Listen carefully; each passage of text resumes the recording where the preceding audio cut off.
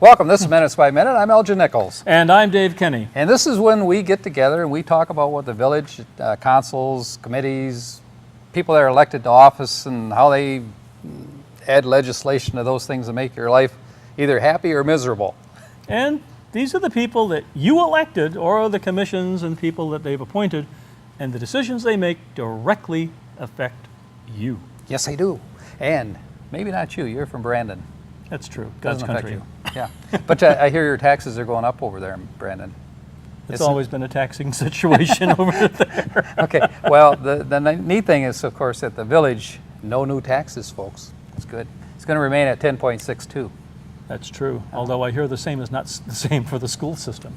Yeah. What exactly have you heard there, by the way? I think there's a state mandated law that forces them to increase their school millage should they run into a debt situation. Oh, and you think they might have one of those, huh? Doesn't everybody? I think they do. And it looks like you're going to have more, too. Let's talk a little bit on a recap, because we don't have a lot of things this week going on. It looks like everybody's getting ready for the summer, and they're either taking vacation or meetings are being canceled. Slackers. Yeah. What's with these government people anyway? Hey, guys, have meetings. Anyway, they postponed a number of meetings. Yep. Addison Township has postponed their meeting, too, for this month. So, the paper that you normally have filled with facts and figures are now like semi-fiction. So go ahead. If they wouldn't have eliminated, yellow pages for a phone book, we could pick that up and read it to you folks today. But we're not going to do that. Let's talk about a couple things. Village Council, they're having a special meeting coming up June 17th. Another one? They are. Budget? It has to do with the budget. It really does. Actually has more of an impact on the water and sewage rates, and we've been discussing that. You're in the sewer again, right? Well, no, I've seen some of the presentations, and they're pretty good, but now they have to make a decision on them? Decision more likely will be made on the 17th, and the meeting is at 6 p.m., and it's at 22 Glaspie Street in the Chambers. So, you folks are interested, it is an open meeting. So 22 where? 22 Glaspie Street. Oh, Glaspie Street. Excuse me, not Glaspie Street. Burdick Street. They've moved! They don't know it yet, but they're going to be moving. No, they're not moving. Thank you for picking that one up. Yeah, it's Burdick Street, 22 Burdick Street. Boy, they have been talking about moving over in that neck of the woods, though, near Glaspie Street, so maybe that's where I got it. Oh, well, here we are. Oh. That gave us some things to talk about for the last minute or so. We moved. We moved. Okay. So there will be a public hearing on water and sewage.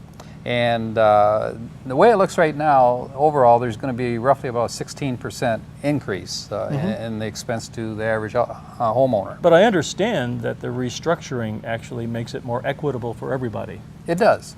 Well, here's the point. Right now, they get a certain number of gallons of water for free. I think it's 2,000 gallons. Once that's done, then the rates start from that point on. Well, there are some people that take advantage of the 2,000 gallons under the REU, which is residential equivalent unit. Businesses, for example, work under that same REU rating. Right. Okay, I know this is going to get confusing for you folks out there. I'm confused already. Well, that was the plan, but thanks. You've succeeded. Right. So anyway, what you'll find is that a business, some businesses will require about 20 REUs, and with that 20, each one they get 2,000 gallons of free water. So the ones that are escaping the expense in this as a whole would be the businesses and industrial. Right. So that'll make it more equitable for you folks out there. Anyway, if you use an average of, let's say, 4,000 gallons of water, which is kind of what it is in the village, the rate was $47.77. In other words, might as well say $47 per month for the usage. Now, under this new program, it would run you $74, for that same usage, beginning at zero. And there's a variance in there based on the size of pipe that actually supplies the water. Right. If it's 3/4 inch, if it's 1 inch, or whatever. If you're a business and you have a 3-inch pipe, so be it. You're going to handle a lot more volume. And there are those that say, well, what about the structure? the system structure. You know, what's going to keep that thing repaired and running? For example, you have a water tower, and that's going to need repair from time to time. It springs a leak, you know, it could be a problem. It has to be painted about every few years, and it's not an inexpensive thing to do that. So where's that money come from? Uh-oh. Yeah. So, yeah, so it's figured in there, Okay. you know, so that, you know, we shouldn't be spending more than, you know, what's going to be required. And I that's all think been calculated. And I think a lot of this is the result of the fact that they found out that they were actually operating at a loss Do you think? at the village level anyhow. Yeah. So this sort of brings things up to par. Well, let me bring that up to some perspective, because roughly in next year's budget period or fiscal year, they're slated to lose roughly $219,000 alone, you know, the water system. And keep in mind that there are fees being charged by Detroit, which the folks out there have to pay for too. But that is largely sewer. That's largely sewer, and it was doing fairly well, but right now it's losing money also, to the tune of roughly about $400,000 or so. So obviously the village can't continue to lose money. Correct. And what should have been done then? Let's talk about shouldas and couldas. Well, you could have your own sewer system. Not anymore, At one you can't. extreme. You better not. If you're going to go out and, I mean, on your lawn, that's not a good thing. No, No, you can't do that. Put up these little houses, you know. the biggest septic tank you ever saw. Right. In the good old days, you just dug a hole and, you know. Well, you just dug a You can't hole. do that anymore. Can't do that anymore. So, so you have to work with the system. And by the way, But there's been an ongoing discussion between like Oakland County and Wayne County and Detroit as to not only the rates that are being charged, but also the governance of that system. yes, right. Okay. Yeah, and if you watch any of the other television stations out there, you'll see that too, that it's Right. quite a discussion concerning this water and sewer thing. Everybody has got the same problem. Hey, we're in the same boat. Except it's not a boat. Happens to be Right. a pipeline. Not So, not the kind of stuff you want to float a boat in anyhow. probably not. Hey, you know, we've been in the sewer for a while. Let's get out of that one, okay? Get out of the gutter. Get out of the gutter. Let me see. What else do we want to cover here? In lieu of, okay, that covers the sewer. We're going to get out of the sewer. Oxford Village Council, again, talked about taxes. And that's the number one interest, of course, that most people out there have. And you know what? We'll talk to you more about that in just a moment when we come back.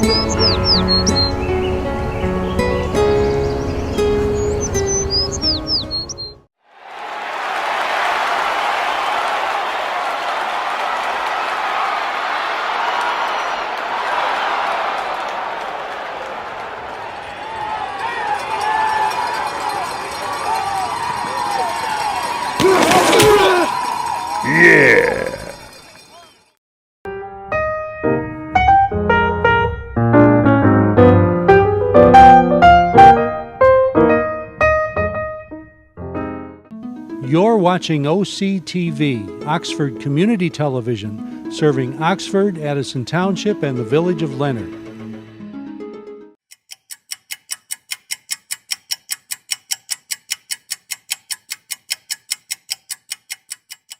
Welcome back to Minutes by Minute. I'm Elgin Nichols. And I'm Dave Kenny. And we've been kicking the living daylights out of the council and what they've been doing in terms of water and sewer, right? That's right, my feet are still wet. Well, you folks have to understand that the 17th they're going to have a special meeting in the chambers at 22 Burdick Street.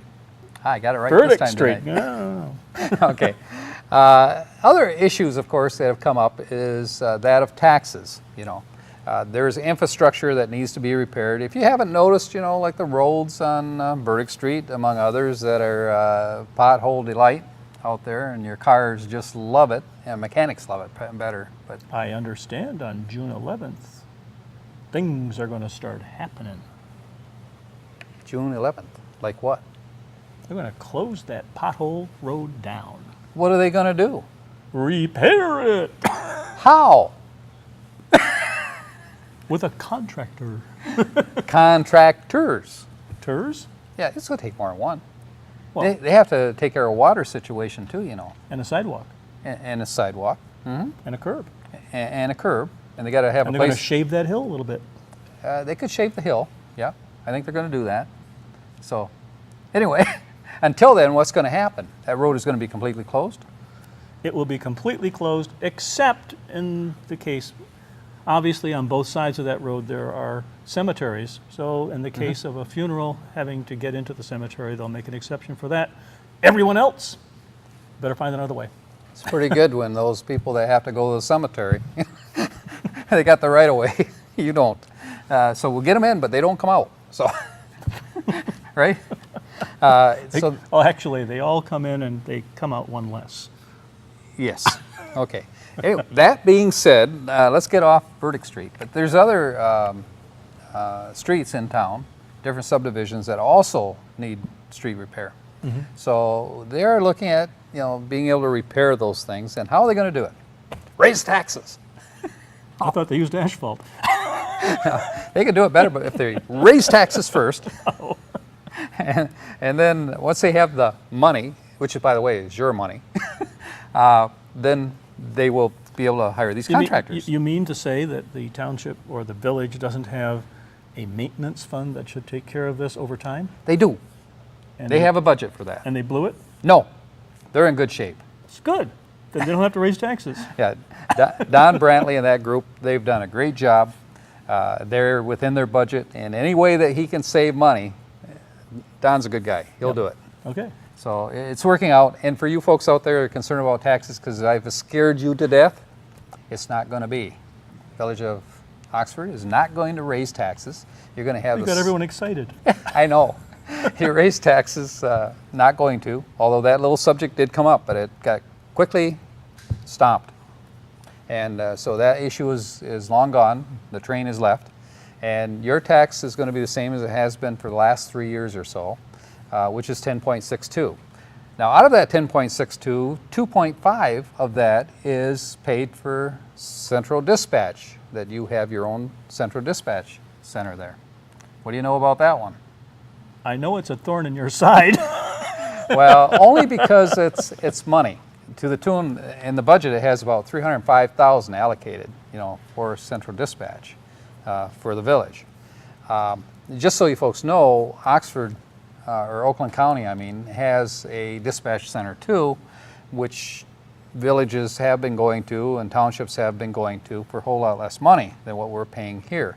For example, the estimate is it would cost us through Oakland County $28,000 a year roughly for the Which would dispatch be services. a savings of $200,000 a year. Right. Now there's some conjecture there that people are saying, but it won't cost that much because you're going to need somebody, to see eye to eye when people come in and they want help, at the police station.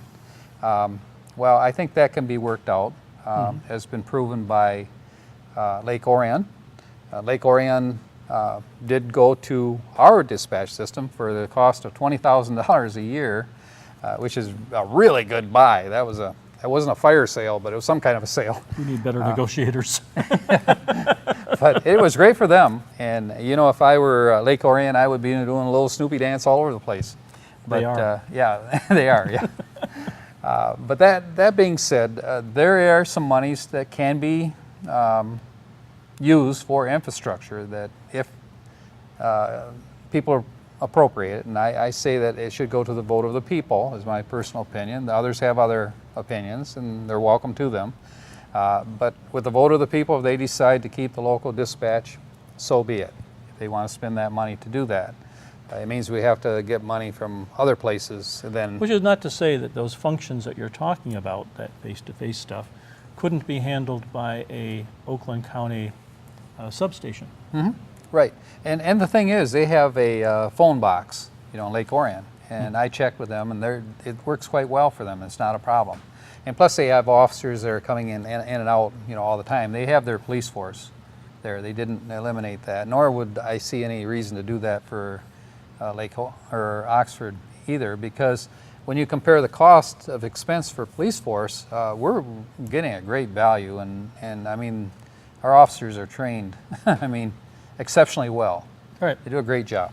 Even Oakland County acknowledges that they're very good. Yeah. Not that, I don't want to leave the pretense that our dispatch people are inferior to others, because they aren't. They're well trained and they're very much above, the requirements, to be a dispatcher. And quite frankly, under Oakland County's proposal, they would not lose their jobs. They would be absorbed into the Oakland County system. That's the last conversation I've heard, is that they would have an interest in bringing our existing people into Oakland County, because they're going to need additional people who are taking on more territory. Absolutely. So it sounds like a great win-win for us. Which, considering the size of Oakland County's system, they have a rather deep bench. Should people get sick or what have you, you've always got someone else to fill in.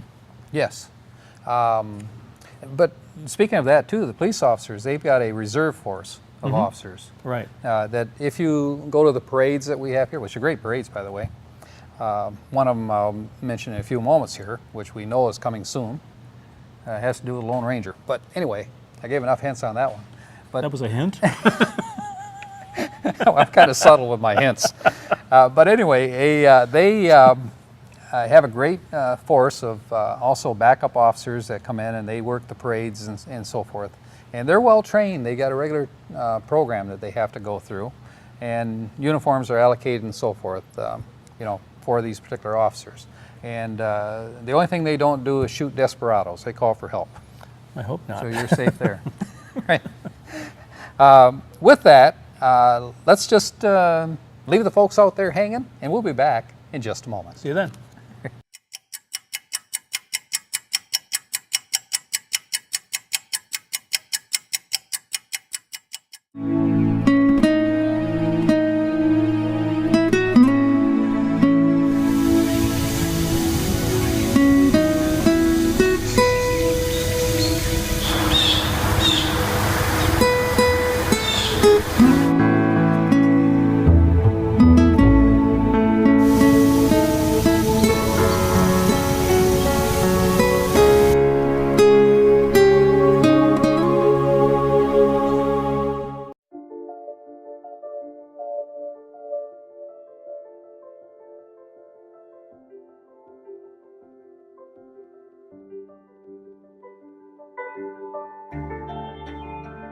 Body language.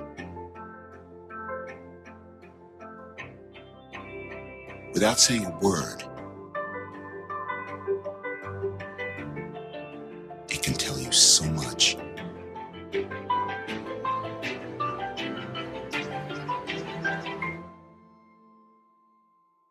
Like someone is having a stroke. Know the sudden signs. Learn fast. F, face drooping. A, arm weakness.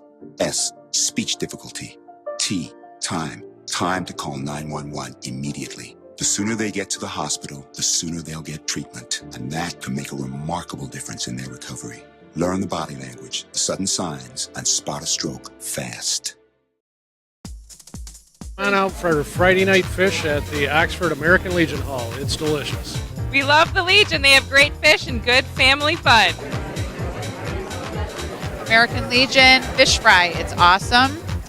And the drinks are good, the food is good, the service is awesome.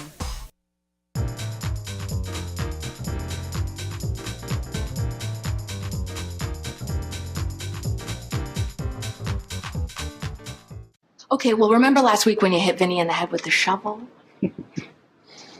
I do not recall that. Of course not. Well, it was too graphic for the kids, so I'm going to have to block you.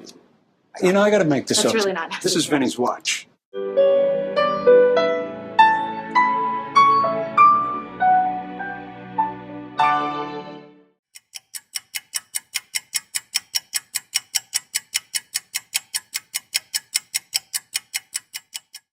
Welcome back to Minutes by Minute. I'm Elgin Nichols. And I'm Dave Kenny. And we've been talking about the various things that are going on, taxes and so forth. And we worked our way right up to the last page on this program, haven't we? This is, Say where yes. this is where the fiction comes in, folks. Okay, here's what I told them we would do. We'll come into this segment and we'll say, hey, we've talked about this, that, and whatever. And I have nothing. It's yours. Thanks. No, actually, we do have a few other things to talk about, folks. One of the things is Glaspie Street. There's been a bid on the property for $400,000, 98 Glaspie Street. They're almost named it again. This is for 98 this Glaspie. organization that supports hearing impaired people, right? Yes, that's the latest quote of the amount that they're interested. The only problem with that is that they want to put $10 down. I heard that. That's, yeah. And hold it for 2 years. As an exclusive. Actually, first year, and then Can you do that with a car dealer? I don't know, but here's the thing. We don't want to deter them by saying, that's a ridiculous offer, we're not going to accept it. But what we would do is, the attorney, when he looked at it, he said, I thought there was a mistake. He said, $10? I think there should have been three zeros behind that. Isn't that a little bit like the stock market where you put a margin down and hope that the stock goes up or it goes down or up so you can buy it one way or the other? Well, here's the other example. You could do that if you wanted to hang somebody and you had the only rope in town. You could offer a real low price for it, Well, because nobody else would. From from the buyer's point of view, he's locking in a low price. From the seller's point of view, he's going, well, wait a minute, the price could go up. I mean, the value of the property. And we paid $700,000 for that property originally. Yeah, that was a good one. The economy is doing better. It has a long ways to go, for us, but it is getting there, kind of like a snail inching its way up. But still, with that, $400,000 seems interesting because they're not asking for a tax abatement. So that would mean about $24,000 in income. The property would be taxable as opposed to tax exempt. That's true. So that's kind of tantalizing, I think. Would it be treated the same as a commercial property tax-wise, or would they get some kind of break there? It would be treated as a commercial piece of property, business. Okay.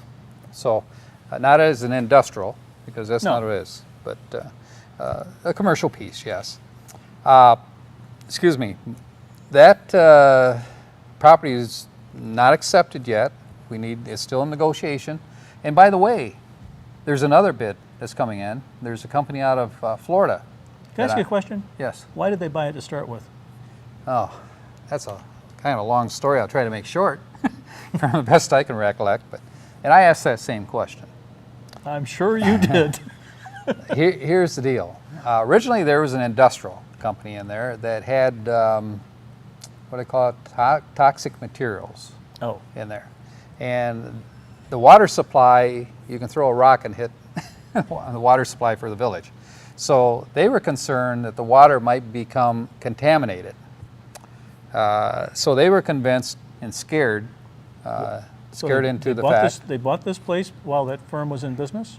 I don't know if the firm was in business or not, but the point was that if it is going to be used for another purpose or for the same purpose, it needs to not have the ability to have toxic waste because it could contaminate the water. So a number of the council people got nervous with that, and so they purchased it with the intent that they could control the use of the property. Can't they do that through the planning commission anyhow? Well, the planning commission actually has no powers per se. It all goes to the council when it's all True, done. but It's recommendation. they could ask for a recommendation Yeah. rather than going out and buying the thing. Well, for some reason, it ended up right at the council's feet. So they had to deal with this issue because council the only one that deals with money, right? And boy, did they. Oh yeah, they did. $700,000. And here's the thing. When did they buy that anyhow? 2002 maybe, something like that, or 1999. Wow. Something like that. It's a ways off. A long time since. But here's the thing. You can contaminate groundwater for miles away. You don't have to be next to the Well, I location know. that you're contaminating, Well, right? Groundwater is kind of like the slow-moving river Yeah. underneath the ground, and it Right. travels. So you can't stake out your protection on this property thinking it's not going to go to your water source because there's no real And protection Oxford is there. pretty sensitive about that because they have one of the best known water sources in this part Yep. of Michigan. And you'll be glad to know that they just tested it recently, and it is still the very best water in the area and in the state of Michigan. So, it's and they do watch the wells very, very well. Well. Okay. And I think you've gone deep enough into the subject. I think I have. One of the things that's coming up is the parade. Yes, You want to tell me more about that? I have no idea, but it's the Lone Ranger. It is. Do you know the date? And it's Hi-Yo Silver and not Hi-Ho Silver. And do you know the date? Do I know the date? You know I don't. Okay. Do you? No. But there's all kinds Thanks a lot, pal. There's just all kinds of activity associated with it. August 2nd. August 2nd, thank you, our service manager came through again. Somehow I envision his voice being much deeper. Maybe not. Okay, August 2nd. August 2nd? Yeah. And I think the parade starts 11 o'clock. 10 o'clock. 10 o'clock. 10 o'clock? 10 o'clock it is. Don't be late. I don't think you're shooting the camera that day, are you? Who knows? We all get sort of shanghaied into doing various jobs here. Hey, at Shanghai. OCTV. No, it's fun stuff. I remember last year during the parade, that darn service manager, that service guy, the manager. Yeah, that he one. had me up on a great big bridge, hanging over a bridge, Well, with yeah. the camera shooting these people going by, and they'd wave, and I couldn't let go of the camera. Well, Here's the and, problem. and as I remember, it was a little windy. Well, little windy. Are you kidding? We had a hard time keeping the flag in place. I Kept didn't think a moving cherry around. picker could get that high, actually. Well, the other one that was worse than me is the kid he put on top of the fire engine with the ladder extended. Oh, I didn't see that. Oh, neither did he, only once. So anyway, you want to make sure that you catch that Lone Rangers Parade. And what's coming up? I hope there's more than there was last week. It's the beginning of the month, not like the end of last month. On 6/10 at 6:30, the Village of Oxford Council. On 6/11 at 7 o'clock, the Oxford Township Board of Trustees. Not so fast. At 6:30, I have to slow down now because I'm getting. At 6:30, the Oxford. Oh my! Oxford lost your Area place. School Board, and on 6/12 at 7 o'clock, the Oxford Township Planning Commission, and this is their quarterly meeting. And do you know anything about that? Quarterly meeting? Yeah. Okay. Moving on. We'll find out more. On 6/13 at 6 o'clock, the Village of Oxford Downtown Development Authority, and at 7:30, the Addison Township Board of Trustees, and on 6/17 at 3 meetings, 7 o'clock, the Village of Oxford Planning Commission, 7 o'clock again, Addison Township Library Board, and finally at 6 o'clock on 6/17, the Oxford Township Parks and Rec Committee. Maybe by the next time we do Minutes by Minute, we'll have the information as to who the new director for the DDA is or for the chamber.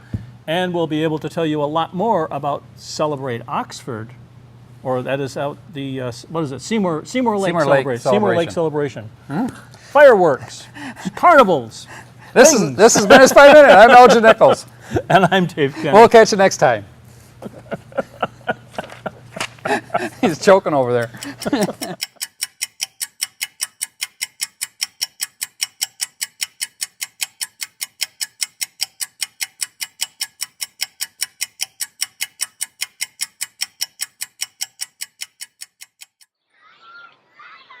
Did you know kids who play outdoors have healthier lungs?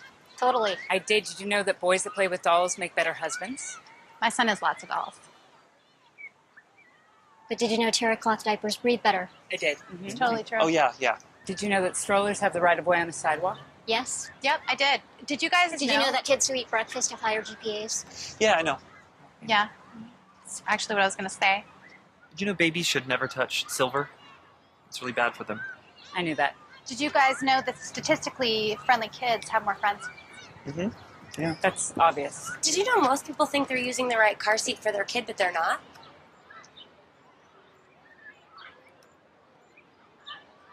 Parents who really know it all know for sure that their child is in the right seat at the right age and size. Visit safercar.gov/the right seat to make sure your child is protected. I'm putting that on my blog. I just put it in mine.